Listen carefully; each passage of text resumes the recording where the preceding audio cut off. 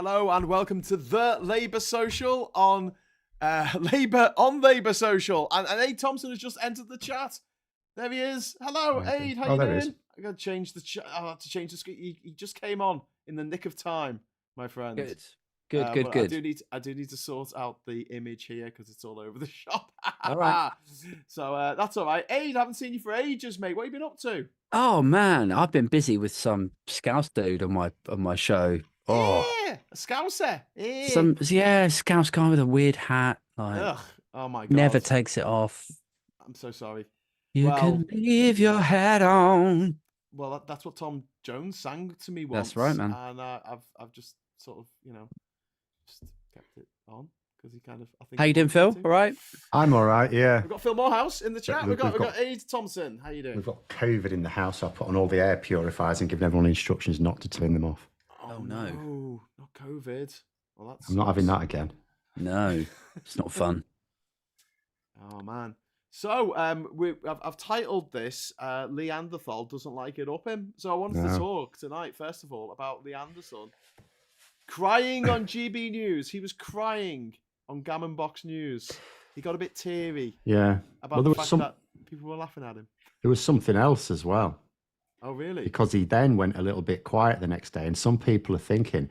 Because I don't even know if it's true, right? I don't know if anyone else that was there backed up the fact that he actually tried to go into the no lobby and then ran away because he heard sniggering. But that's what he claims. Right. But here's the thing. It's against the rules to talk about like what goes on in the lobby stays in the lobby. And you're not allowed to like talk about it, right? So by him doing that, it's highlighted two things. First of all, by him doing that and then going very quiet the next day, it might well be that the Speaker's office had a word with him and said, you might be in trouble here, son.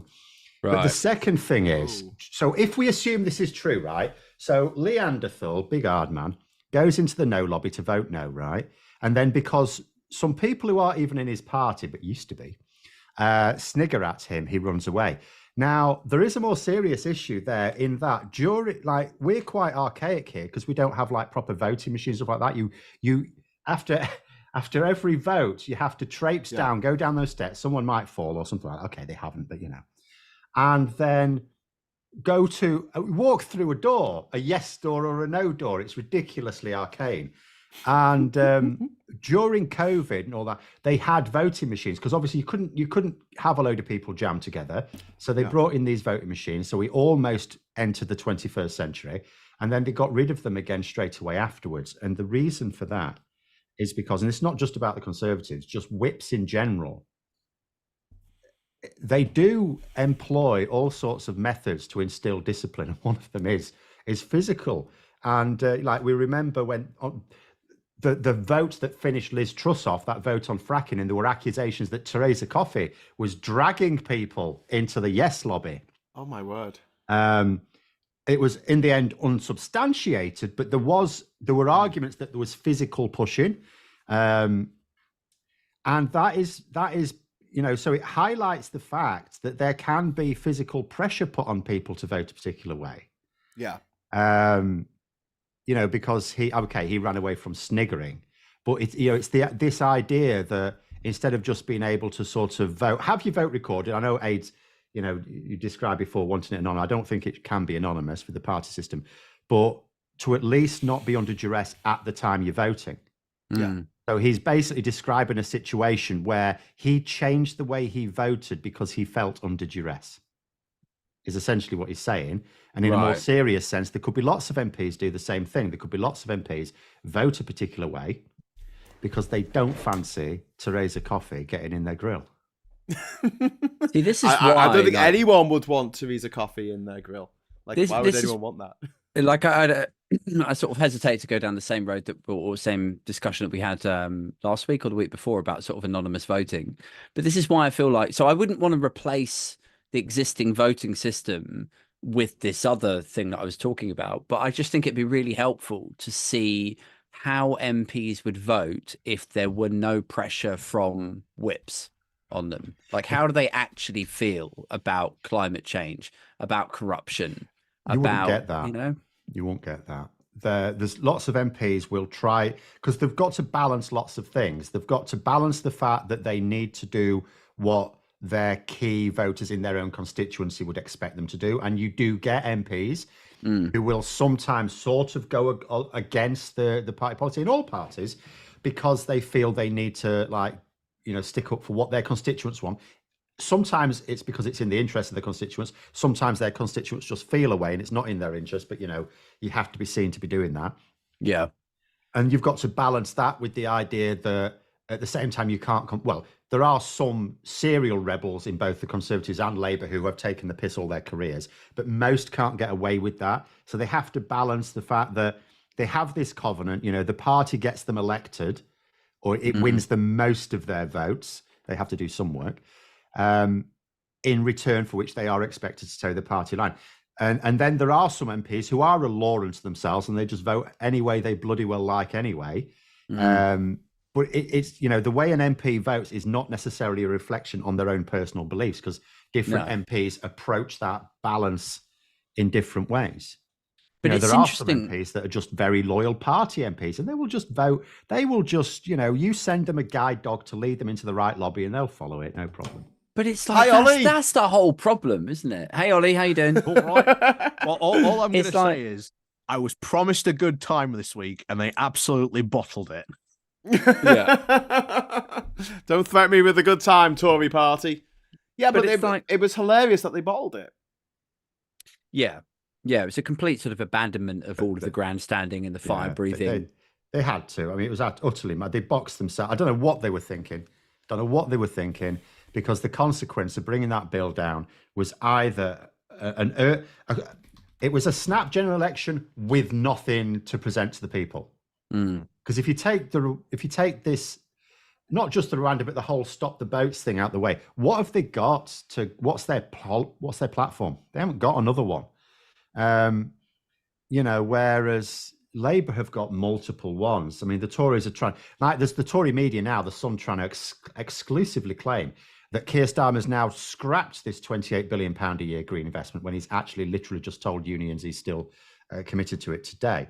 I mean, we know some time ago he said, it's now an aim to get up to that in the second half of the Parliament. So it's not a firm commitment. We get that. But the policy is still there. But, they're trying to take that. But even if they somehow get people to think that, they have other things as well. That's just their main one. That's their equivalent of the Rwanda policy in many ways. But you take that away from the Tories and they haven't got anything. Like, they've scrapped HS2. They were going to make it more difficult to introduce 20-mile-an-hour zones. And then someone told them that actually lots of Conservatives like those. So they got rid of that. They haven't actually got anything else. So they would have had an election without a manifesto. Their manifesto would have been one page, please vote for us. Yeah, I think it was to put pressure on Sunak.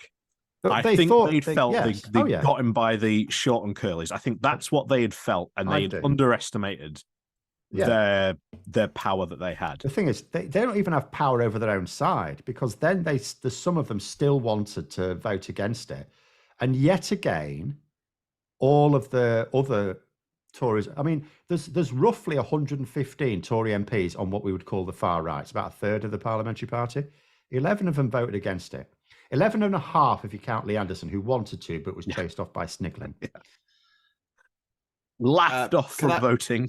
Can I just interject at this point? Because, cheers, we have just got our 38,000th subscriber. Thank you very much.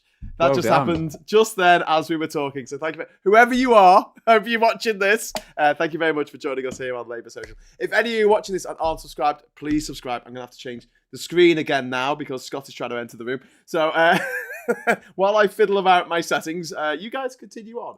Theresa Coffey doesn't know what the capital of Rwanda is. Oh, that was embarrassing.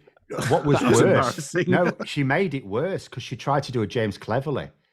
And she tried to say, I know that. I just think it's rude to say the Kigali government. I wouldn't say the Paris government. And there were two things that were wrong. First of all, when you listen to her actual words, she was describing Kigali as another country. The second thing is people then obviously checked. And yes, she does refer to things like that all the time. There's numerous times when she's referred to, when she meant the EU, she says Brussels, and she's talked about Dublin, in terms of the Irish government. She has multiple times done it, and it's not at all rude. It's accepted. You do it all the time. Everyone does it all the time. People say Washington. Every Brexiteer calls it Brussels. They never you see either the EU or it's Brussels. So she's not learned from James Cleverly, who tried to dig himself out of a hole by digging downwards.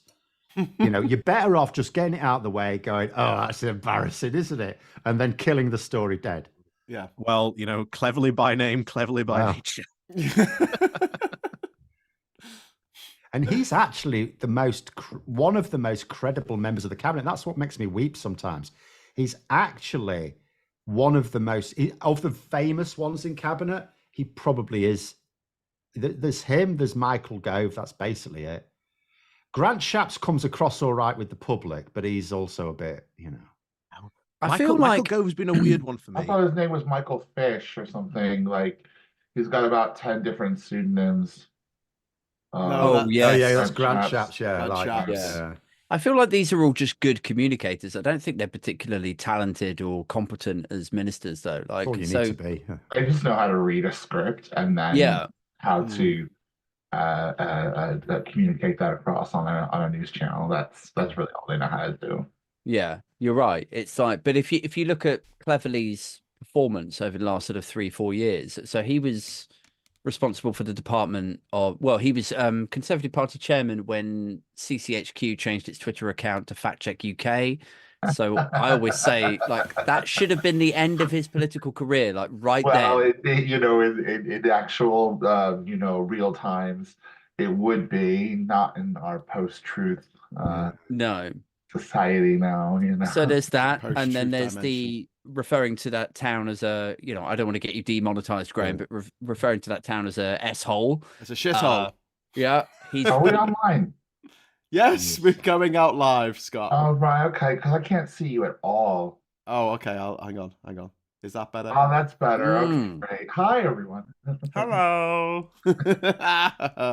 But yeah, so no, I was absolutely shocked, horrified, mortified at Theresa Coffey making that faux pas, geography faux pas. I'm a total geography wonk. Did I tell you about my troll? Did I tell you last week about my troll? I can't remember if I mentioned this. I've got the best troll in the world. You know how most internet trolls just, I don't know, say mean things on Twitter at you? I've got a troll who actually gets off his arse and he goes to visit all the little weird, far-flung territories, dependencies, islands that I haven't been to. And he sends me a fucking postcard from every one of them. I've got about 15 of these now. And this week I got one. I got one from Pitcairn Island. Island in the Pacific Isn't that the Ocean. Island full of snakes or something? No, it's the island that they went to in Mutiny on the Bounty. That's where the mutineers ended up, on Pitcairn Island.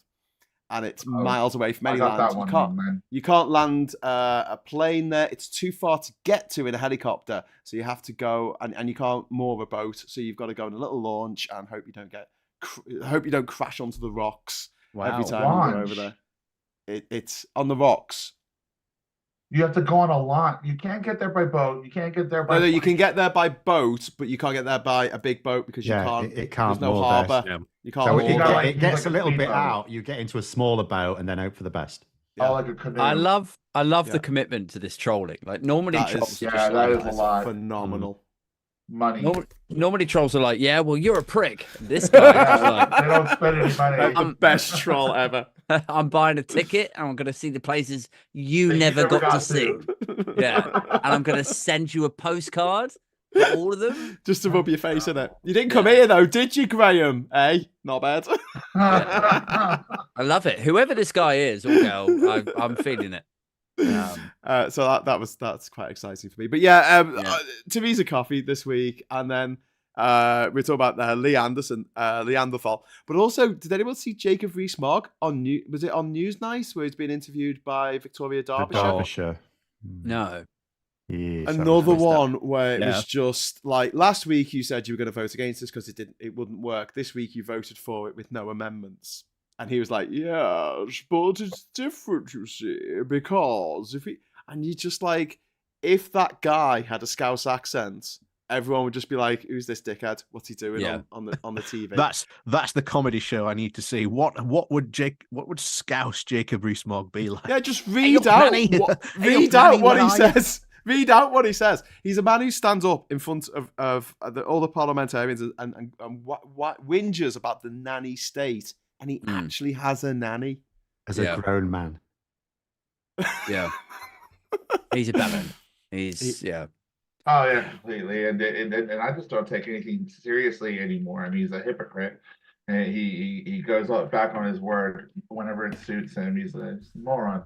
He'll be gone hopefully this year. So well, it looks like they're all gonna go. The latest polls that come out, they leave the Tories with like 1 seat. Yeah, maybe. I think the best one for me is the age one. Everyone below 50%.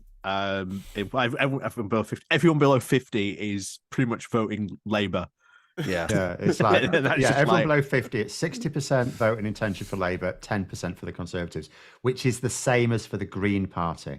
Yeah, and the thing that I think it should be really emphasised here is, so historically, as people got older, they would move into a more conservative ideological space.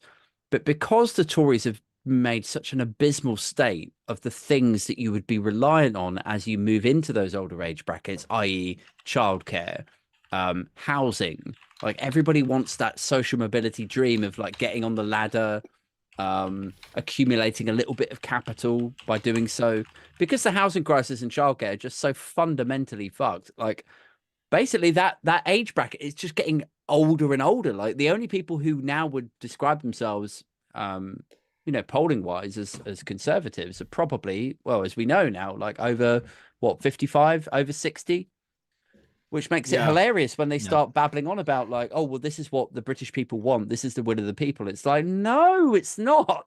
This is what Express readers want. Angry male readers want this. It's frustrating when they keep rolling out that same line, because I scream at the TV, just going, no, it's not. Like, this is not what anybody wants, you know. It was funny. Everything is fine. Yeah. And that, that's the thing. It's like, even today, I listened to James O.B., and there was this really great caller that came on and talked. Well, they were talking a little bit about their Rwanda thing. And actually, no, they were talking about housing and all sorts of stuff, right? I think the mayor was on, if I'm not mistaken. And, this woman called up, she's having a really hard time, benefits, housing, blah, blah, blah. And so they say, it's funny, all this sort of deregulation that happened with the housing market back in Thatcher time, it's been recognized to be as a problem. The Tories said they were actually going to do something about it. And they're all fighting about Rwanda. Yeah. And it just really goes to show how unfocused our government seems to be on actual people here, rather than, using political footballs to distract. Yeah. And I think what you're getting at there is like, basically they have no solutions for any of the real problems that actual people face out there. The solutions are there. They just don't want to enact them. No. Yeah. Right. Yeah. We're going to get rid of the Section 21 no fault evictions, but they don't really want to do that because half of them are landlords. Yeah. So they know what the solutions are. Or the ones who donate, they just don't want to do any of it. A lot of their MPs are landlords. Zero contracts has been like a Tory manifesto promise on almost every manifesto since the coalition. They've never done it. Well, of course not. If you've got an appealing promise, why would you fulfill it? Then you've got to come up with a new one for the next election. That's the only recycling they do, is manifesto promises. Did you see Rishi's embarrassing little encounter he had? The thing is, as well, it's turned into Boris Johnson cake as well, because like Sky just posted this clip, and it wasn't the full clip. And then someone else sent it around saying Rishi Sunak laughs at this vote and walks away. And then the fuller clip comes out, and he didn't walk away. He laughed and sort of did that, and then went back and carried on talking to her. And then they're all going, oh, this is fake news, fake news. And I was saying, well, what's fake about it?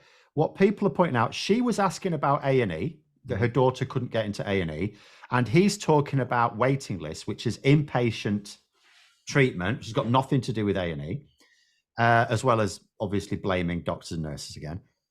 And he laughed at her when she suggested he do something about it. In fact, I wonder if he was actually clever enough, I think, because she was actually she literally said, as the point he laughed, why, you could make it go back to the way it was. And I wonder if he'd laughed because he recognizes she's basically saying, I want to go back to square one. Yeah. But the bottom line is the accusation leveled at Sunak is a voter tackled him about a problem with the NHS and he started waffling on about something else. And he laughed at a voter when she's expressing concern. Yeah. The 20-second extra on the clip doesn't change that. It wasn't a doctored video. Admittedly, clipping off the last 20 seconds, they shouldn't have done it because it does give a slightly different impression. But at the same time, the salient points are still there. He's going to be awful in the campaign. And the thing is, Tory MP should be forewarned here. They should be forewarned. In 2017, when Theresa May couldn't handle people, that came as a shock to them. They didn't expect it. They wouldn't see it coming. They have to see this coming with Rishi Sunak. Well, Boris Johnson wasn't that much better. I mean, he did talk to the people that really agreed with the things he wanted to say and actually boosted up his ego. But when actual reporters asked him questions, he hid in a fridge. Yeah, but that's fine. He could still engage with people. He talked absolute shit, but he came across confidently. Rishi Sunak's a disaster. The people he engaged with already liked him. Yeah, but you can do that. You can stage manage these things. Yeah, but I'm saying that this woman came out of nowhere is actually pulling Rishi Sunak up and saying, well, why can't we just go back to this way? It was 10 years ago, whatever. And no one did that with Boris Johnson. They were all so excited. Oh, no, they did. Oh, no, they did. Did they?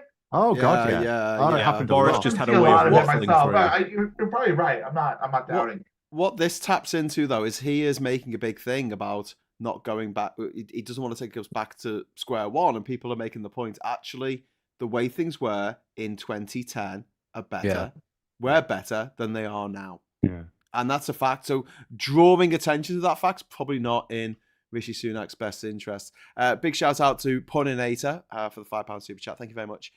Question for everyone. If you could pick one current Tory to watch initial reaction to losing their seat, who would it be and why? Anyone want to pick that up? It'd have to be someone who intends to shape the future of the Conservative Party after the election. So it's got to be Suella Braverman. Suella Braverman. I already know. Liz Truss. It's got to be Suella Braverman for me. I'd watch Penny Mordaunt. I think out of all of them, she's going to be like the one. Perfect. If you want to see, throw the biggest hissy fit. If you want to see the face that Penny Mordaunt's going to have on, just watch PMQs. She's got the same face on all the time these days.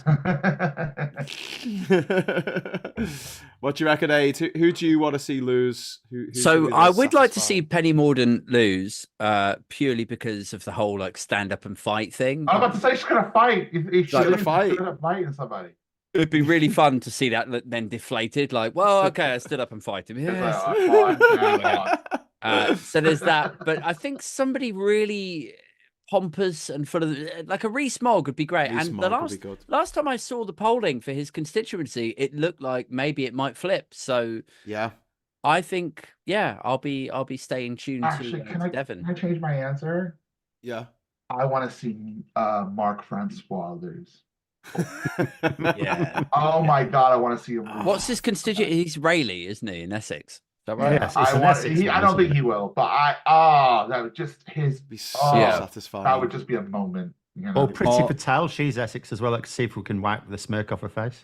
Yeah. That'd be nice. No, she'd still have that smirk. All I'm going to say is, even in defeat. Yeah.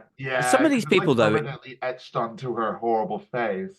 It's so depressing sometimes when you see the constituency polling results come through, and so you'll see a Jacob Rees-Mogg, a constituency in Devon, where you think, okay, I could imagine that being Conservative, and then it says it's going to flip to Labour, and you're like, wow, okay, so the Conservatives are doing really, really bad now. This is exciting. I'm G'd up. Let's get the GE underway.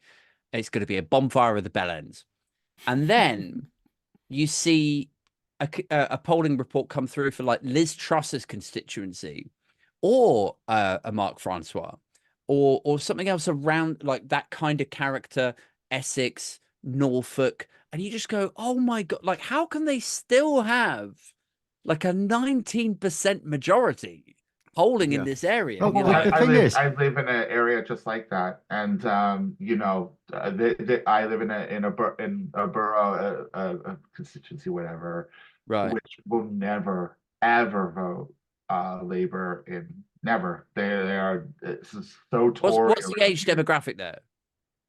Well, a lot of them are older around here, Okay. but also even with the new families that have moved in, because it's kind of a affluent area. I mean, I live on the council estate, but because it's kind of it's considered to be one of the more nicer affluent areas of London. Right. This is where a lot of the bankers and people like that come to live. Those people want to protect their money, so they vote conservative. I don't.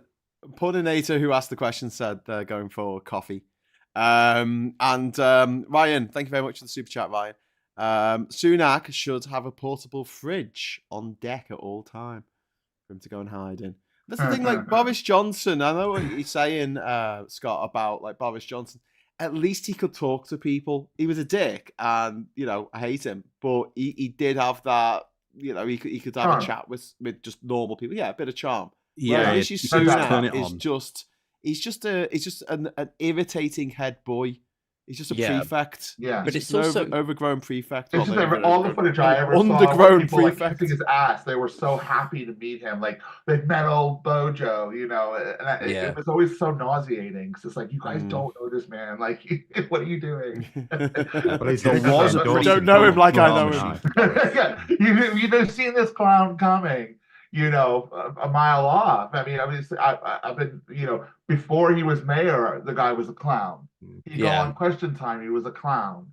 Yeah. So, you know, to see it sort of coming up the ranks, you're just like, oh my God, everyone's falling for it. All these people are falling for it, and it's horrible to watch. You know, the problem is like that Sunak has is he's not a particularly likable guy. And it's the same problem that Ron DeSantis has. Like, if you look at the way that they interact with people and you look at the way that they handle themselves. There is a different level that Ron DeSantis is on. It's like they literally put a battery in his ass. Yeah. To make him smile. And then the smile comes out like an actual robot. Yeah, somebody described it on the Newsagents pod earlier in this week, and they said like it was a American Republican guy, and they were like like he's kind of like, he's not that likable, but also like he's weird with people. Like I was like, he is. He can't talk. He is weird with people. But it's the same when he does. Like the only time that anytime he speaks is kind of normal-ish is when he's yelling at them. Yeah. Like that's the real him. Doesn't bode well. Yeah. But it's like, so with Sunak, I feel like, so DeSantis, I feel fundamentally unlikable. Sunak, there's a bit of that, but also there's a well-documented petulant attitude to him, where when he's challenged on things, when people push back on him, he appears to be irritable. And I don't think that's a good thing for a political leader. It's not going to be a good thing in the TV debates. No. But he probably won't even show up to those, right? Like, well, he has to. Yeah, but Johnson was ahead. He was playing defensively. Sunak's going to be behind, so he will look like he's running away. And you know, if you're behind as well, you've got to do something. With Johnson, they would actually do it separately. They wouldn't actually put them next to each other. Did they have like Jeremy Corbyn and Boris Johnson? Like, I don't think so. Well, I don't know. It was always together. It was always, here's Boris. He's going to answer the Did they ever have a debate against each other? Yeah. They did. No, did they? Oh yeah, there were. In fact, other party leaders complained that there was at least, I think there might have been 2 head-to-heads. Right. Oh, right. Okay. Yeah, I remember the one that Channel 4 4 did, and people didn't turn up. I think Gove didn't turn up, and they had like they turned. They got the ice. Yeah, because the ice sculpture. That was it. Which is, and then that's why Nadine Dorries wanted to destroy Channel 4. Yeah. How dare they mock my Boris? Boris. I love him so much. I have a book too. Sorry, Scott. Can I just read a super chat that's just come in Of course, from Robin Moore, who says, Like school kids messing about with a shopping trolley, rich Tories aren't going to care too much when it finally breaks and the game is over. And I agree with that. They're above any kind of punishment for what they've done. They aren't going to be penalised financially at the end of all this. They're not going to lose their liberty. They're going to sail off into the sunset like nothing's happened and let other people clear up their mess. Thank you very much, Rob. Yeah, I mean, there's the few things like there's some of these Tory MPs, some of the really objectionable ones, had like an ordinary job before. They won in 2019. They're going to go back to probably not even their ordinary job now. But then some of them you just wonder, because like I keep seeing comments that Jonathan Gullis is worth £5 million. And you think he was a teacher. That's donor money. There's no way he has that. But I keep seeing it repeating. I'm thinking, well, if this is true, where's this come from? How would people know how much he's worth? Though? I don't know. Yeah, listen, guys, I would like to know where it's coming from. But if I Google myself of how much I'm worth, right? If you go to allfamousbirthday.com/Graham-Hughes, it says I'm worth $5 million. $5 million. So is your island worth a bit? No, it's not. It's worth about 100 grand, if that. It's you could barely get a bed sit in Dulwich for it. No, you're not worth that. You were complaining about the cold last year because you couldn't. Well, exactly. Yeah, the kids are here tonight, so I can actually put the heating on, so I can see my t-shirt. The other week we had a Zoom call. I was there, like I was in the bloody Arctic. I had my hat on and big duffel coat and everything. But yeah, according to the internet, I'm worth $5 million. So drinks are on me. But there don't believe what you read on the internet. No, there are going to be some Tory MPs who did just have an ordinary job. You know, these red wall Tory MPs, and they're going to, you know, if they have only just got their MP salaries, they're not going back to much. They won't find it easy to get a job. Yeah, but no one likes a loser. No one likes a one-term MP either. If you're Scott Benton, there is at least the possibility of an opening maybe in Betfair retail. Just not saying. In their PR department. They may not want to associate with them anymore. No. Maybe front of house. I don't know. Retail, you know, seems to be an area of interest for him. The retail figures today. Primark would just be beautiful. The retail figures today could be shitting on Sunak's parade. So his advice at the start of the week, we're getting reports that Sunak's advisors are saying at the start of this week, deal with the Rwanda bill in the comments and then forget about it and focus on the economy. Now, this is advice he should have had over a year ago, but it is the right advice not because the economy is a good thing for them, but because people naturally sort of believe the Tories are best with the economy, even when it's clearly they are not. And also, it's so easy to fiddle economic figures, and it's a top issue for voters. So it is a good one to focus on. Only retail, the retail figures for December are out. Now, this is not the full GDP figures, of course, and they are absolutely cataclysmic. Now, I could tell from my own ad revenue rate, it crashed in December. So the situation in October and November was October GDP down, November up again by the same amount, cancelled each other out. So it's all down to December. Now, what economists are saying, unless people basically, instead of like spending on normal things, just went out and drank themselves to death last month, there's a very high chance that when the GDP figures do come out, we are going to find ourselves in technical recession. So you'll have this situation, if the Conservatives were thinking 2024 is going to be our year, you'll have this situation where Rishi Sunak's advisor going, right, we need to focus on the economy now. Oh shit, we're in recession. Yeah. And that'll be that. Yeah. He's really not going to. He's really, honestly, he's got no way out of it. I don't see how he gets out of it. But yeah, good luck. it'll be a fun general election. And I suppose if he were anyone else, he could say, well, look, I wasn't in charge of the Treasury and the blah, blah, blah beforehand. But because he was Chancellor. He's been in charge for 4 years. Yeah. There really is no way out for him.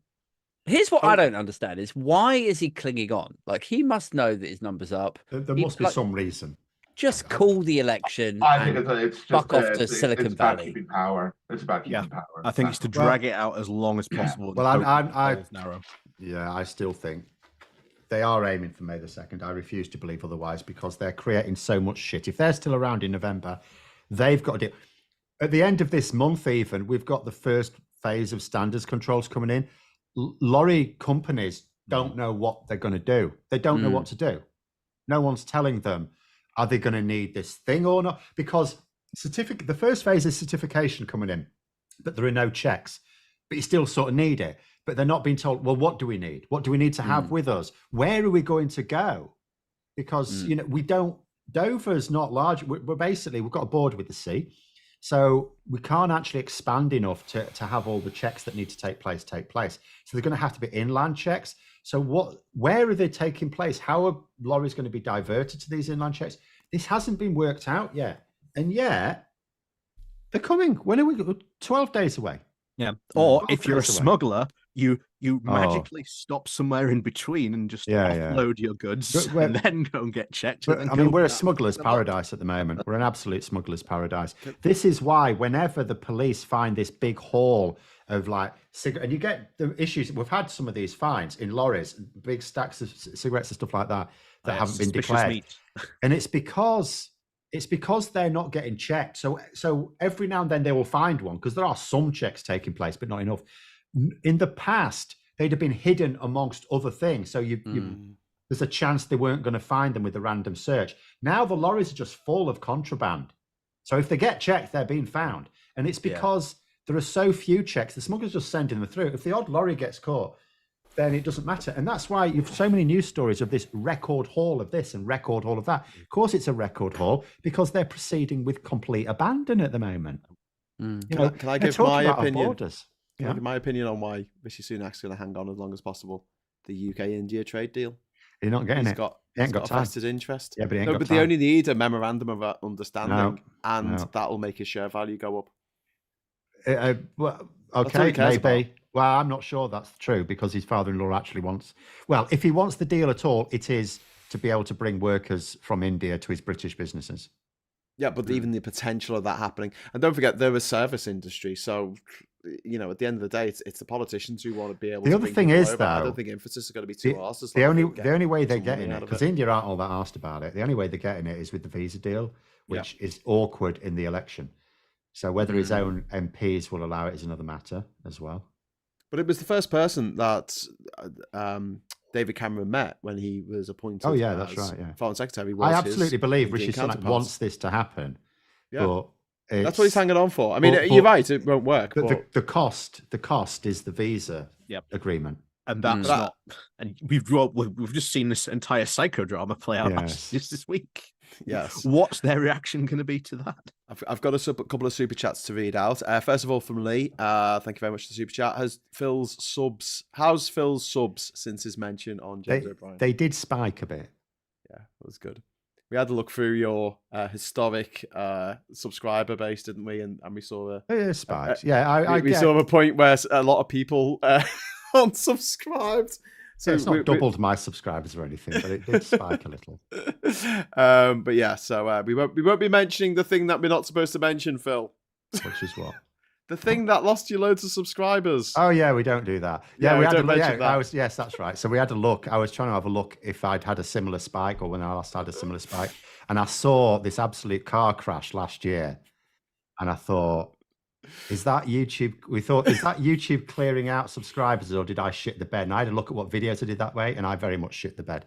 Yeah, in a good way, so it's fine. So don't mention the war. Anyway, Emma Price, thank you very much for the super chat. Have you seen the Lincoln Project God Made Trump parody? It's really good. I haven't seen the parody. I saw the original, which I thought was a parody. On another note, Syphilis Don is trending, which allows us to... Boris Johnson. Is it? Boris Johnson's written his Mail article this week on support for Donald Trump, and he reckons Donald Trump would be a great supporter of Ukraine. Right. Apart from all the things that he said. Yes. Apart from all the things he said about immediately withdrawing aid from Ukraine. In fact, disbanding NATO. Yes. Leaving Europe to its own I've got a question. I've got a question for Phil. And I love when you and I are both on Labour Social, because I can actually, I'll field you questions. And I always feel like I take the piss out of the news and then I come to you to actually, to school me. So with regard to Trump, do you personally believe that, like, what do you think the relationship between Trump and Putin is? Has he got something on him? Or does Trump he may have admire him? something on him, but it may be as simple as the fact when the whole world's telling Donald Trump, an egomaniac with incredibly thin and very luminous skin, that he's a dickhead. I think Putin just flattered him, told him how great. I think that's the way you get around him.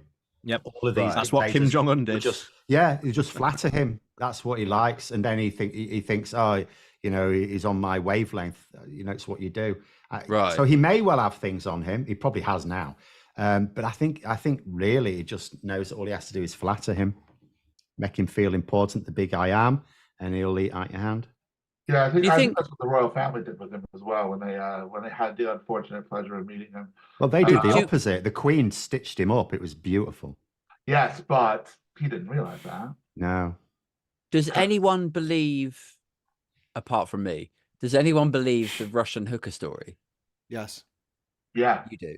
Yeah, but I don't think they hold it over him. I don't think he gives a shit. Honestly, that man could, he's admitted to far worse. All these sort of like trials he's going through and that, he doesn't care. It's all publicity. Yeah. And even if he, like, is he going to go to jail? Probably not. So it's all just money. His supporters will give him the money. It's so cult-like at the moment. He actually, I think, feels untouchable. Yeah. So, you know, I wouldn't be surprised if all that stuff is true, but he doesn't care. Do you think he'll be president again? Absolutely not. No. And I know that actually goes against what Graham thinks, because there was, I know Graham thinks that there's a possibility of that happening. And yeah. I really don't think so. But we thought that in 2016, mate. Put this in its place when the actual. I'll tell you what, Scott, you answer me this now, American. So what do you think about these rumors at the moment that if Biden recognizes that he won't be ideally placed to stand, that Michelle Obama would? Ooh. That's been going around. I've not heard this. Been doing around for a while. And this is going to sound really bad. I don't think America is ready for a female head of state. Wow. Okay. And that is not me being misogynistic against female. Is that because it's first past the post? Is that because of the key target states that they would need to win? And I don't think the attitude is there yet. I don't think America is ready for that. I know Hillary came close, but I don't think America is going to do something like that. I also don't think it's the right candidate to put up against someone like Donald Trump. No, I think that would be the wrong play completely. You need someone who's strong and who's going to push back on a lot of Trump's nonsense. Yeah, and it's not that a woman couldn't do that. Setting himself up for that, and he's actually, if you hear some of the speeches that he manages to actually do and complete, he's very bold in his language at the moment. So I think the best person at the moment they have is, unfortunately, Biden. Yeah, Biden. But Biden beat him once. Does not say he won't do it again. I think we just need to. It needs to be put in perspective when the news goes, "Oh, Trump won by 50%," but that's Republicans. Yeah. We keep forgetting that's not a state that voted for him. That was his base, the Republican. And only half of them voted for him, which is quite remarkable for an incumbent. Right. So when you start looking at more on a national scale, I don't think he stands a chance. My worry is turnout. That's the worry for me. I think that is the way that Biden would lose if the turnout is low. I see. I get it. Yeah, when Biden's the incumbent, I sort of get it. Other than the fact that Trump is promising to be way worse this time, would that not jolt people into action? I think it will. Yeah. And we also have to remember, and I know I shared the video in one of our group chats with this one guy who's actually a really good political sort of voice on TikTok for American politics, and he's you have to remember Donald Trump is taking credit for reversing Roe versus Wade. Yeah. And I think that's going to be a massive, massive issue. That is going to come into play. You're right. That is 100%. And I think, when 75% of the country did not want that to happen, Yeah. If he wins, I'll be surprised. Yeah, but it's will Biden take advantage of that as well? Will he? If he's make smart, something he of that? will. Yeah. Yeah. I think Where is he though? Yeah. Where is he? Why isn't he on the news every night, Joe Biden? You hardly hear anything about him. He's the fucking president of the United States. If he does a press conference, all of the major networks are going to be there. Why did he just do one? Like, I don't mean do one. I mean, like, do a press conference. Well, why you have to understand that that Trump did those press conferences every week or whatever, right? But like that was his ego. That's not normal. The president doesn't do that every week. Yeah, but the thing is, the threat is that it's not just going to be if Trump gets in, it's going to be for another 4 years. It's going to be until Trump dies. Yeah. He's going to dismantle American democracy as you know it. As we know. I don't know. I think if the Republicans are pitting their hopes on some sort of election victory with Trump this time, and if he loses the second time, I do wonder whether the Republicans are just going to go, okay. But he won't accept it. He won't accept it when he loses. If he wins or he loses, I think America's fucked. Like, because there's so many people, but millions, over 100 million Americans have drunk the Kool-Aid now. And I think there's a certain tipping point of lunatics that you just can't keep that mob at bay. And we've got this project 2025, which is the Heritage Foundation in America, which is a mysteriously funded think tank that's saying that he's got to take over the DOJ and basically politicize it and make it a part of the executive when you're supposed to have a separation of powers between the executive and the legislature and the judiciary. Yeah, it is unconstitutional. But he gives a shit about the Constitution, only when it suits them. And I'm really worried because but that's fundamental, isn't it? You've also got a conservative-controlled Supreme Court. Yeah, majorly. I mean, super conservative. And bear in mind, they haven't had any real case where they could go, "Oh, that's actually breaking Constitution." That is yet to be tested. Whether this conservative, ruled court would go, "Well, actually, it's a Republican. This is actually going to be quite good for us in the future. It might be Donald Trump, but we can get someone else in, so we'll live with it. But you know what? We'll pass it on now." That's the danger. I do think that's a danger. What could happen? I mean, we saw Roe versus Wade. We knew that was going to go because of the conservative majority. I think that is a very, very big danger. And it's been untested yet, but we'll have to see. But also, Scott, as well, it's not just what happens to America. If Trump gets in, or if he just sows the sort of discord in America enough for people to start fighting each other, that's going to make them take their eye off the ball for everywhere else in the world. Well, the Middle East is going to go bananas. China will invade Taiwan. Ukraine's again, fucked. all of this NATO's ultimately has Putin's fingerprints all over it. Yeah. We've been taking the piss out of him for the last 2 years, but ultimately he's getting an awful lot of what he wants. But I had an American write on my Facebook wall, "Oh, Graham, you should be looking more at your own politics rather than commenting on ours after I we can't take as big a shit on the world as America." Well, exactly. That was my response. I was like, if he gets in, we're fucked. Because if an American is educated on British politics, then they should be able to have say your say, speak your mind. But it bothers me. I think Americans can be very elitist like that because they don't understand other countries' politics. They don't. No, but they don't understand. At the same time, they're number one. They don't have an effect on anyone else's country. And you're like, how do those things stay in your head at the same time? I always look at it like if ever I get a comment or a tweet back from somebody going like, "Why don't you stick to your own politics or sort your own country's problems out?" I'm always like, talk about it all the time. I will stop meddling in other countries' politics when America does. Right. How about that? That's the deal. But hang on. But we don't want them to stop. We don't want America to stop being part of NATO. That's the problem. They do take their eye off the ball. And don't forget, a lot of the problems we've had in the last 10 years have come about because America's not wanted to get its fingers burnt again after Iran and Iraq. It's not been proactive at all.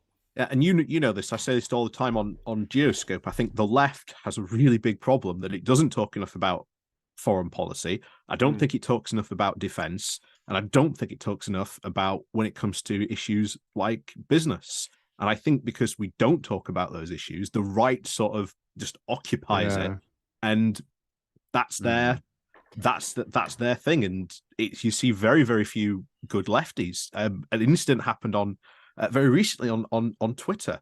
Jeremy Corbyn went on Al Jazeera and basically did his whole Ukraine shtick of Ukraine just needs to go have a ceasefire and call for peace and it all be fine. So a Ukrainian socialist gets really angry at this, quite obviously, because it's basically, remember, Putin's stance in this at the moment is he won't accept anything unless unconditional surrender. So he gets really angry at this, has a go at Corbyn, and of course all the Corbyn defenders come out and have a go at this, Ukrainian socialist having a go at Corbyn for saying, his country should surrender unconditionally. Well, I don't believe that you can actually say that Israel doesn't have a right to just go into Gaza, annex the place, kill everyone, if they're not supporting Ukraine. Do you know what I mean? Like, is it all right if Russia does that to its neighbour? But if Israel does it, it's different? No, it's the same thing. You are invading someone else's land and you are killing and butchering women and children. It's exactly the same thing. If you are against the war in Ukraine because of what Russia's doing, you should be against the war in Israel and vice versa. And I think John Sweeney got it right as well. He said that Corbyn had become America-brained, and this is something that you see a lot of people saying, that they saw this and immediately thought, hold on, why is America supporting Ukraine? Ukraine must be the one in the wrong. Russia must be the one in the right. So you saw a lot of that from people on the left.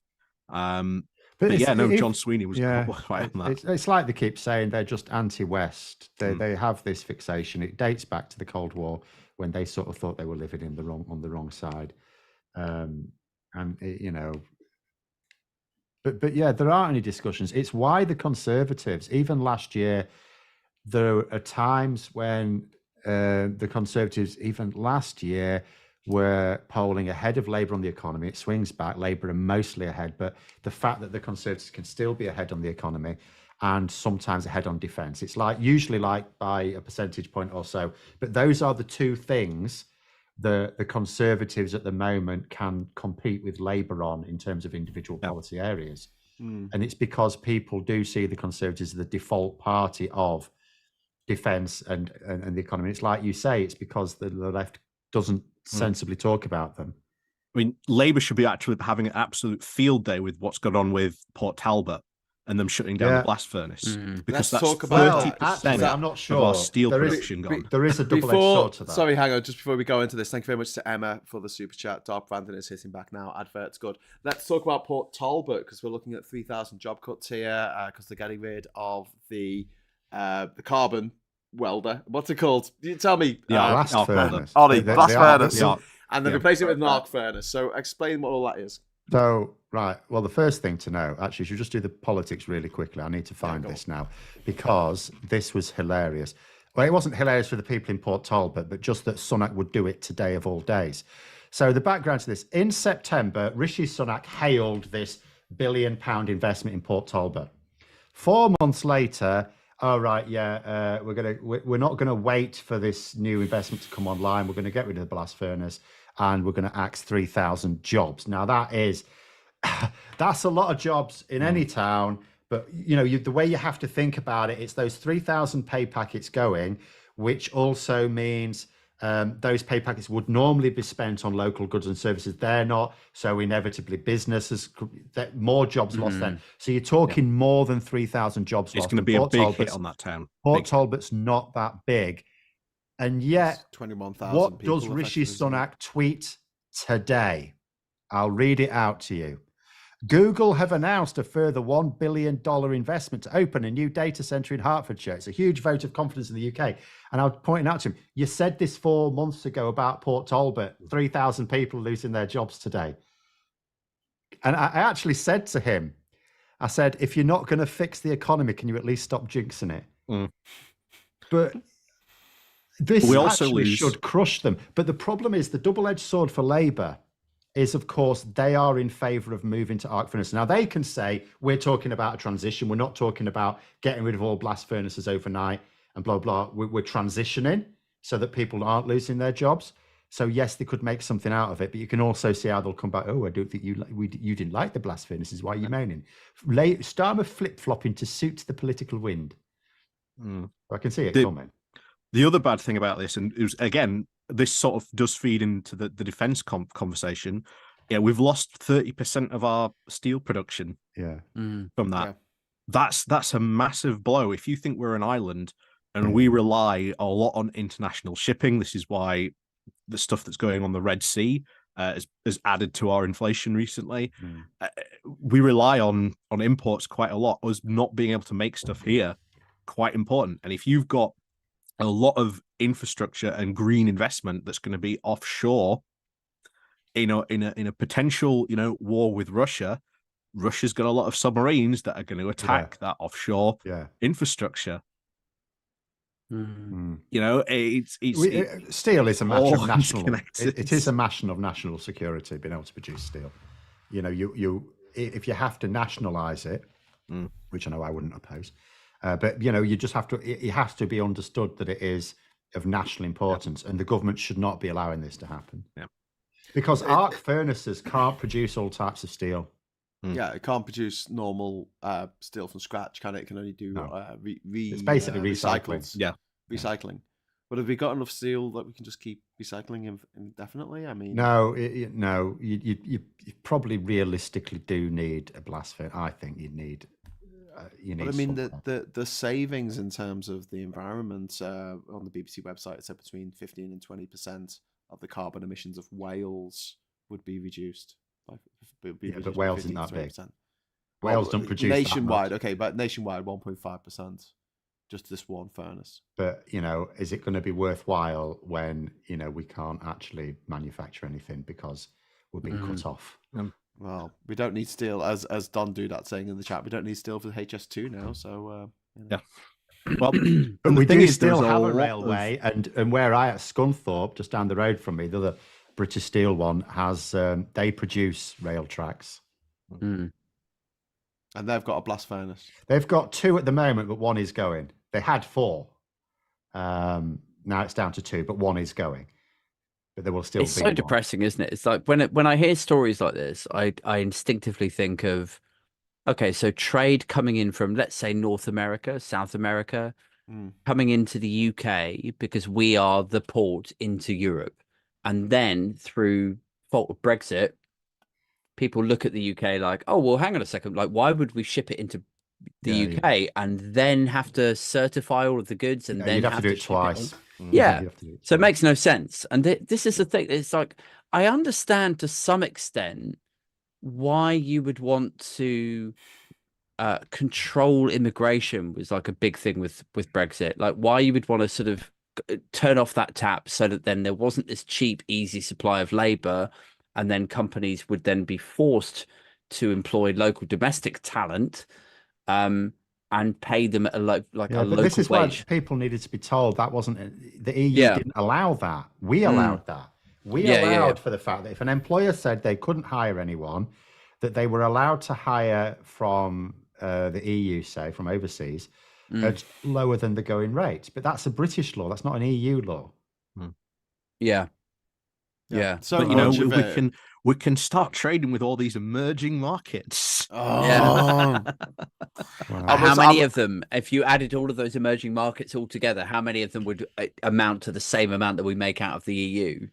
So there's 156 members of the Commonwealth, and 150 of them put together have an economy smaller than we do. Yeah, I mean, like put together, that's 150 countries.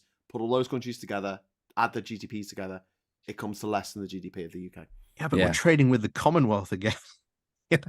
We were before, Insane. Of course. Guys, I need to run. Oh no! Yeah, I gotta walk. bolt. It's dangerous. It's icy out there. Don't be running. Yeah, waddle. Yeah, like a penguin. Like a penguin. I'll stumble. There's a tiny icy patch between this cabin and my house, so the chances of injury are slim. Yeah, watch out for MI5. I will. Yes. Because that was an interesting story that popped out of nowhere this week as well. All right, well, we'll get into that, but thank you very much, Aid. Legend. All If the you best, missed me on guys. Aid early on Aid's show, Aid Thompson, another disappointment. Subscribe to his channel; it's really good. At Aid Thompson here on YouTube.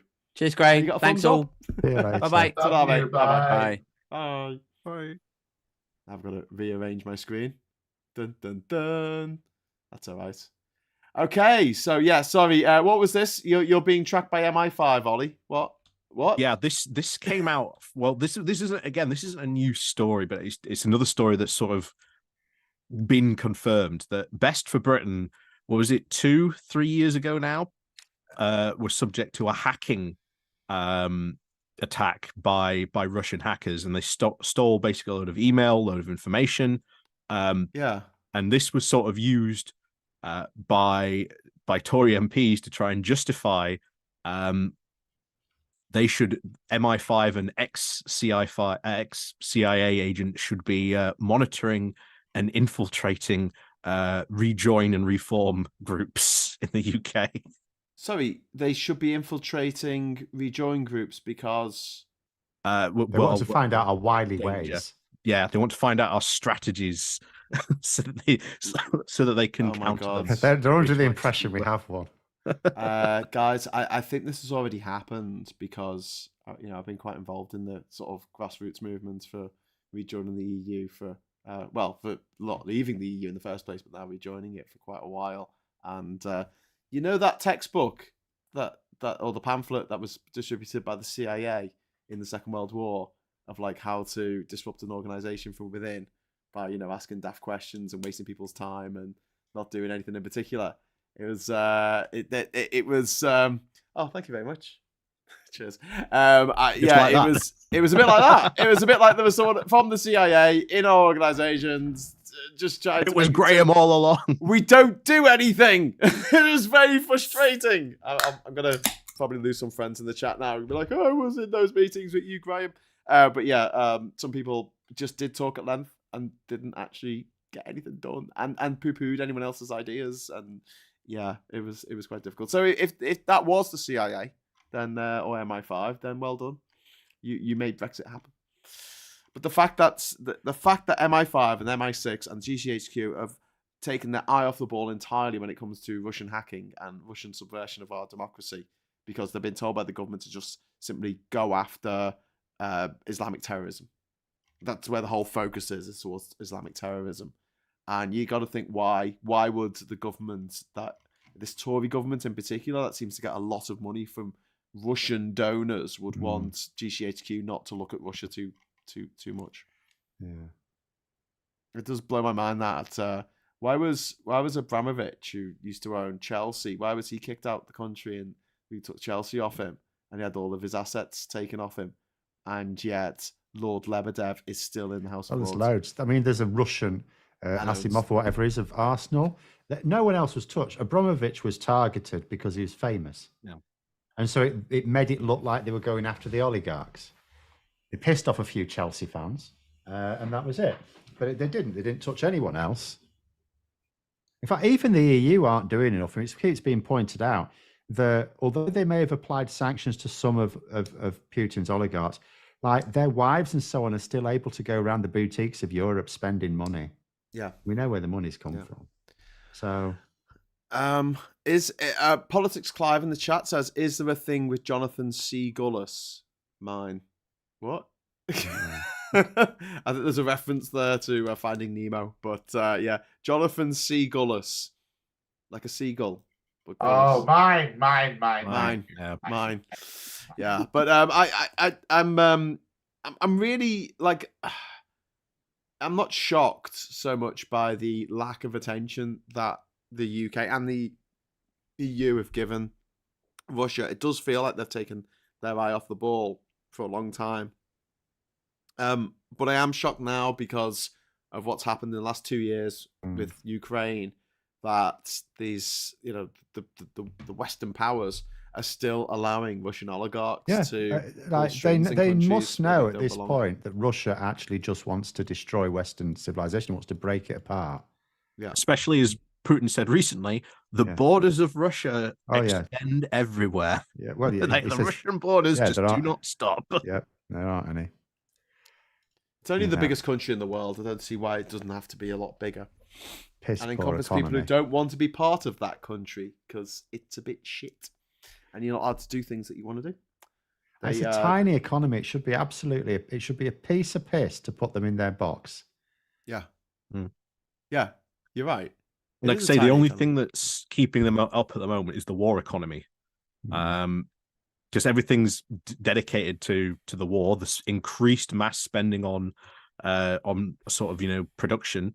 You've seen all the photos recently of, remember, Russia is like a petro state. Its main export is oil. But because it's been trying to sell all its oil and gas to China and India on the cheap, there's been no gas or or oil to heat people's houses. So you've had all those pictures this week of inside people's apartments, just ice inside people's rooms, and people saying, Mr. Putin, we are freezing. You then had the massive fire at Wildberries as well take place recently. This is the Russian equivalent of Amazon, isn't it? Yeah. That's in St. Petersburg. Yeah, because they were trying to sort of forcefully conscript people at the warehouse, and they started a fire. Yeah. So the people who worked in the warehouse started a fire against conscription. And what was even worse, because this came out as well recently, they weren't letting people leave, even though the fire was raging. Like, you can see people trying to get out of this door with this guy filming. You can see the fire just raging, and they're not letting people out because they need to search them because they might have stolen something. Oh my word. Wow. So it's happening in Russia right now. I mean, it's going back to the 1980s, isn't it, in Russia? And very much in the terms of how people are living, because they had this time when it seemed to be getting better after it got a lot worse in the 90s. But they seem to have gone back, to the homeostasis of Russia, which is to be miserable, cold, and have a government that wants to kill you. Mm-hmm. Don't be different. You're not smart enough to be different. Puninator, £2 super chat. Thank you very much. Who defeats Sunak in most debates, Starmer or Sunak? It can be a mix of both. It's like Aid was saying when he was on. Like Sunak, you push his buttons and he gets very irritable. Doesn't like it. Don't know how to cope with it. He's not been used to people saying no to him. That's another thing that's intrigued me. The fact that Kimmy Badenoch has been like one of the people for the forerunners of like one of the future leaders of the Tory party. But you think about a lot of the stuff that she's been involved with. It's been getting really annoyed and angry at the Speaker of the House. For calling her out. She got really angry at her own fellow Tory MPs when they wanted her to have the big bonfire of the red tape, and she got really angry at them. There's a couple of times where she's lost her temper in like the House trying to like respond to like Tory MPs. It's like, that's the person you want to put in. Well, I mean, you look at the situation. In the next Parliament, they are absolutely, utterly buggered. You've got Kemi Badenoch, who's a realistic front runner. Somehow James Cleverly, purely tied into the fact he'll be one of the 3 MPs left. Who's left? Yeah, because Suella Braverman, although you would think so with the amplifications getting in the media, she even pisses off Tories on the far right. Liz Truss, they can't go for her again. Simon Clarke's on his way out. I really. You've got to remember, all the Red Wall Tories, they ain't coming back. They're gone. So the right loses a lot of power. A lot of power. Well, here's the thing. So the Guardian did a bit of a recent thing with the MRP, trying to work out different scenarios. And what they found is, if it's an absolutely cataclysmic loss, then actually the far right get proportionally more MPs, because quite a lot of them are so loony they can only win safe seats. So it's like if they get beaten down to like 150 seats, then probably the far right, because they're already divided, may not be able to make enough of a play. But if they get beaten down to like 60, 70 seats, which is not likely, but it's on the cards, then all of a sudden, they come back into it. But they really don't have much choice. Even if you thought that the One Nation Tories would somehow hold sway, who are they going to back? Who is there? They don't have anyone. They not really even, don't not have even anyone. Tom Tugendhat's probably going to be around either, so they can't go for him. It's they're really up against it. They're gonna, most political parties don't have a lot of leaders. Labour don't have a lot that you would really trust with the leadership. The Conservatives, but at the moment, the Conservatives, I don't know that they've got anyone. There might be someone who, in a few years' time, but could establish themselves. But at the moment, I'm not seeing anyone. So they might well end up with Badenoch, just because who else? Penny Mordaunt's going to lose her seat. Jacob Rees-Mogg will lose his seat. I made a becoming enraged gif for Prime Minister's questions. I haven't used it yet. Here it is. It goes, "Oh dear, he's becoming enraged. Ha ha ha ha ha." I want to use that for Sunak next time he becomes it. But he's become irritated, but not particularly enraged in PMQs. But then I did like Sunak's little prop use. Yeah, but he got bollocks. You're such a good lawyer that you wrote a book that everyone uses. He basically wrote a book that people have to read. You bastard. Bollocked by the Speaker because you're not allowed to use props, but he could have easily been bollocked for basically promoting Labour. The thing is, like the Speaker, in fact, who was it? Someone, was it? It wasn't Badenoch, was it? Someone told me that in Parliament today, someone referred to Keir Starmer as the Prime Minister, a Tory. I can't remember who they said it was, but the Speaker did that on Wednesday when he was calling Keir Starmer to stand up. Said Prime Minister. He's old. He just kind of got confused. I don't know. Thank you very much to Politics Clive for the £2 super chat. In for a penny, I will crash the pound. Indeed. Well, that's what the Tories seem to want to do. And we'll go back to the Conservatives now. Something I asked Phil this afternoon, and I'd like to ask you guys as well, Scott and Ollie. If you were a Tory voter, right, what is the left to vote Conservative for now? A traditional voter who's always voted Conservative all your life, what is left?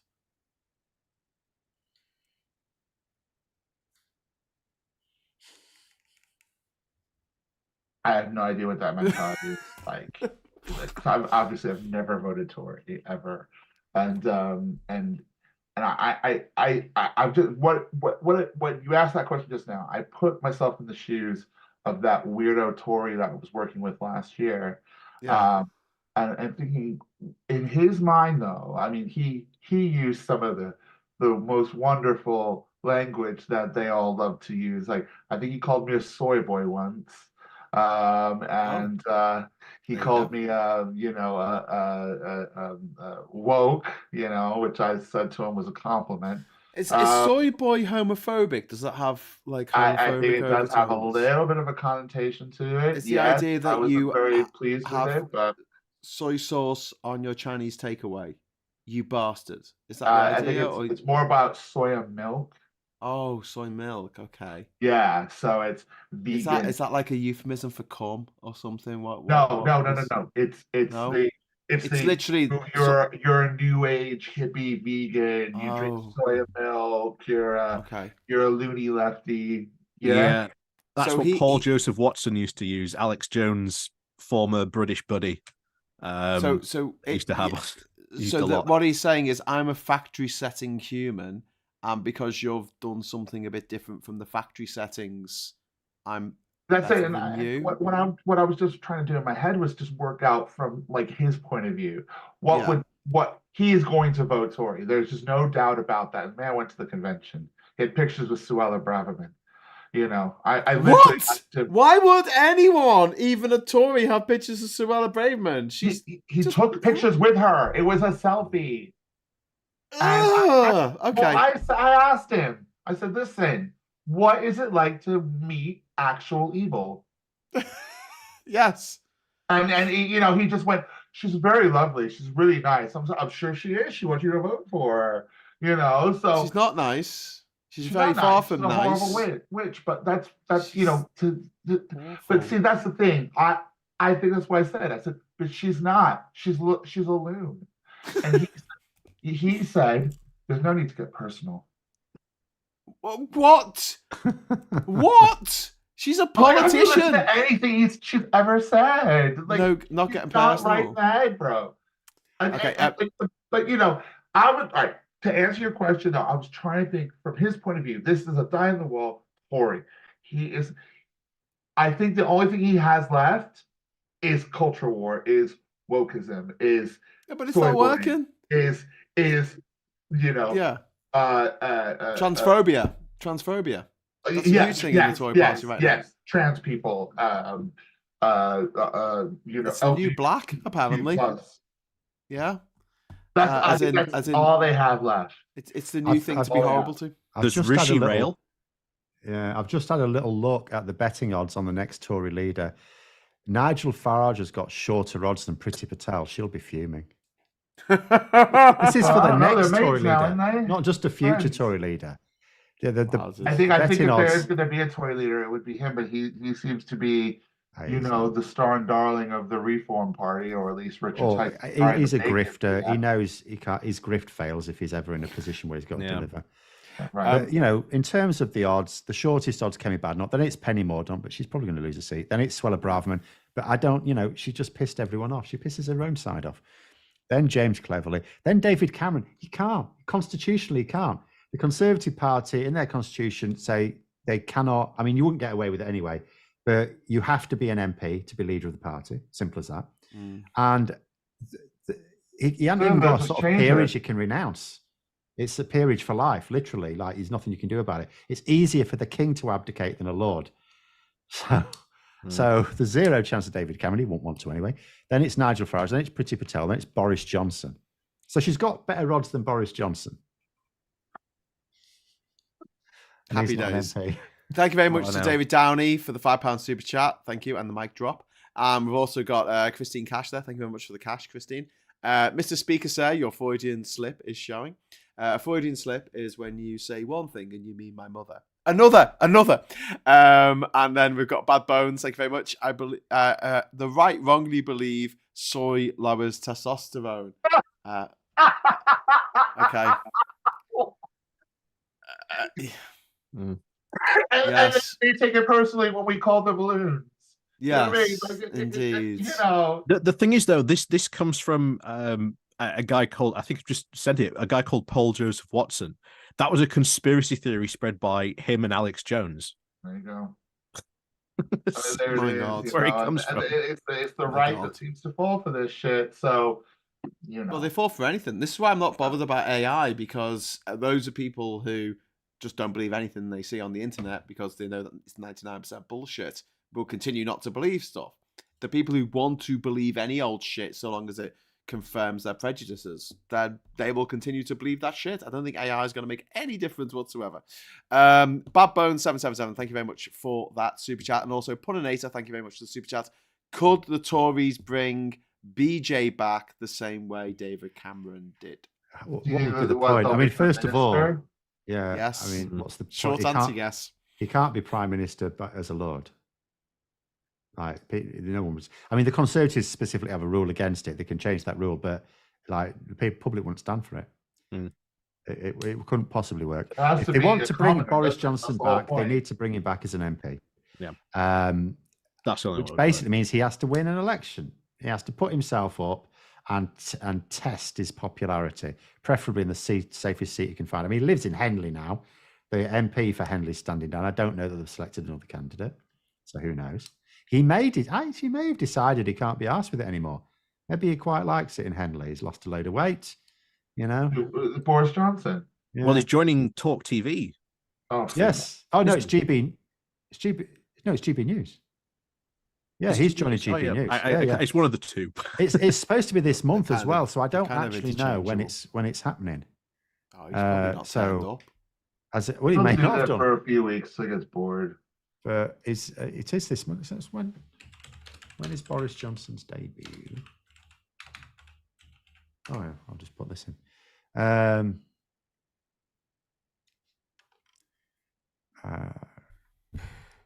can't find it. But I thought it was supposed to be this month, but I don't know when it is. Yeah, I think think they announced it and never meant to actually go through with it because he's not going to turn up on time, is he? Who knows? Who knows? He doesn't care. But, I mean, it's what? I have to get off my arse. Sure, he'll find a book to write, Yeah, do have to do something. I can't. Have to find something, but he needs to feed all those children. Yeah. So he's got to find. We're still going to write that Shakespeare book. Yeah, but how far is that going to feed the 17 children he has?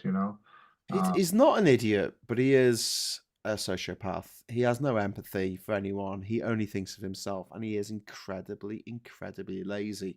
And that's something that's come across from a lot of people who know him have said he is insanely lazy. He just cannot be arsed with anything. And he wants to make model boats, doesn't he? He wants to be prime minister for the laugh of having the debate once a week in Parliament and doing prime minister's questions and stuff. And he liked all that. He liked the show business side of it. When it came to the actual governing side, and especially when COVID came along, he was out of his depth. Guard is just saying that. So like Douglas Hume was a Lord Right Conservative PM. Don't think that rule is a thing. Yeah, you may be failing to notice that rules can be made like at any time. This was quite a long time ago, Alex Douglas Hume. It is currently the situation in the Conservatives have changed their leadership rules quite a lot of times since he carked it. It is currently the situation that a Conservative leader has to be an MP. They must be a member of the House of Commons. Which makes sense because otherwise they can't do. The public wouldn't accept it anyway. It just may, it'd be an absolute madness. Even if they had someone let's say they just made Boris Johnson leader, which legally they can do, of course, nothing constitutionally against. They can do what they like. The Green Party's leaders, they've got two, and neither of them are in Parliament. But then what do they do? Then they've got to try and get him elected. So then people will turn out and vote. It then starts to look very shabby behaviour.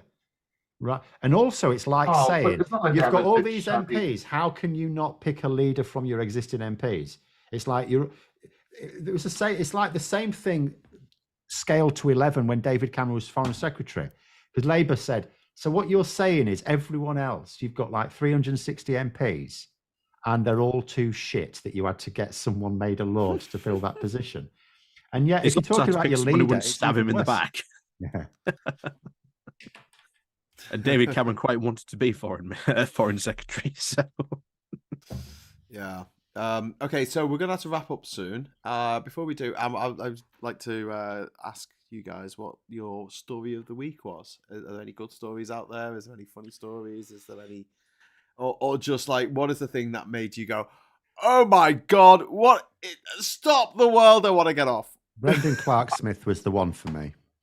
He, along with Lee Anderson, resigned so he could support those amendments. So the choice was, the reason they had to resign is, although they're not members of the government, as deputy party chair, they're senior members of the party, supposed to toe the party line. So the choice was, you can either support the government, which is the party line, and keep your position as deputy chair, or you can resign as deputy chair and then support the rebel amendment. So then Brendan Clark-Smith resigned as deputy chair and then voted for the bill anyway. So that's a little bit like, going to an expensive restaurant, paying for your meal, and then not eating it.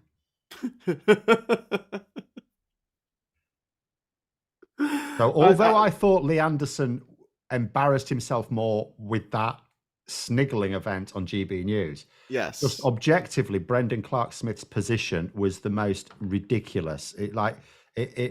Of a party of strategic idiots, it was like the most unstrategic thing that happened this week. He's not the sharpest tool, is he? Ollie, do you have a news story that you sort of piqued your interest this week? We might be talking about it next Tuesday, but Iran and Pakistan having pops at each other, trading missiles. Yeah, not very good. Nope. We'll be talking about more of that on Tuesday. Yeah, the tankers are trying to work whose side they're on that one. Oh, yeah, that's going to be a difficult one for them.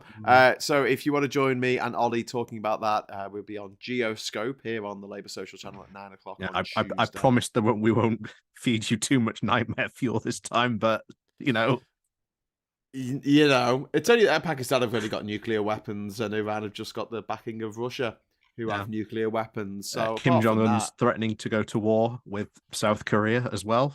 Yeah, because they've all been watching K-dramas, dramas from Korea. And there were 2 teenagers, weren't there, who were sentenced to, was it 12 years hard labor for watching a soap opera?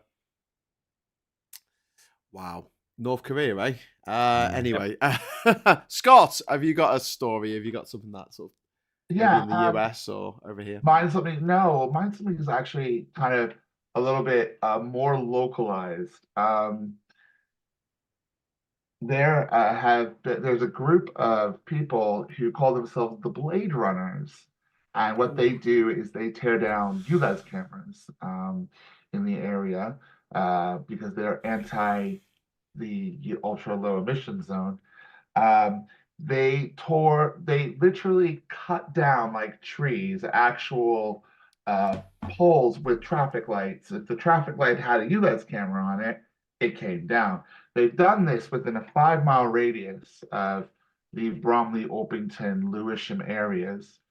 And a 6-year-old girl was taken into hospital after one of the cars crashed due to the fact that there were no traffic lights on the road. Oh my God. So were these Blade Runners, these people who are very anti-ULEZ, very anti the mayor of London.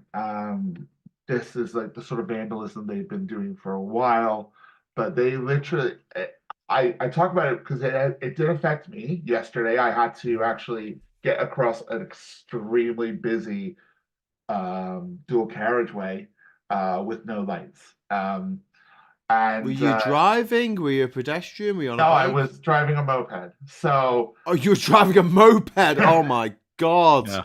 So thanks for still being with us, Scott. It